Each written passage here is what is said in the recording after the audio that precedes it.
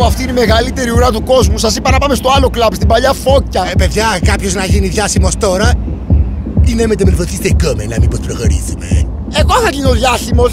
Θα γίνω τεράστιος πορνοστάρ.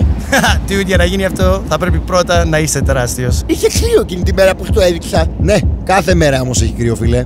Και μας το δείχνεις κάθε μέρα. Θες να πάρεις τώρα μια τζούρα? Come on, έλα να προχωράμε. Πρέπει να μπούμε μέσα τώρα. Τα κομμενάκια μπήκαν πριν πολλή ώρα και φοράνε σκριγκές. Τι κόμενα, εννοείς αυτές τις φώκες, ρε? Έλα ρε φίλε, μην είσαι τόσο σκληρός. Τι σκληρός, ήτανε όντως φώκες. Σκάστε, έρχεται ο τύπος. Γεια σας κύριε, θα θέλαμε να εισέλθουμε στο ωραιότατο χώρο σας. Sorry παιδιά, όχι απόψε. Τι, μα έχω γενέθλια. Ναι ρε φίλε, και όχι μόνο αυτό, φοράμε και κουστούμια, έχουμε βάλει και ζελέ. Να πάρετε τα κουστούμια σας και να την κάνετε από την ουρά μου. Σας παρακαλώ, δεν χρειάζονται τσαμπουκάδες. Μου διαλύετε τα τσάκρα μου. Αυτό το κλαμπ είναι μούφα. Πάμε να την κάνουμε.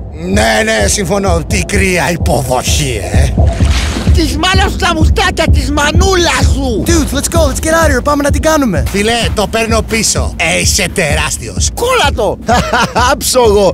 Τα σφινάκια δικά μου, παιδιά, και τα γκουροκαρότα. Jose Cuervo, who's in? Ρε εσείς, νομίζω βρήκα την πίσω πόρτα. Δεν βλέπετε καθόλου χρωστό. Τα σπάμε απόψε.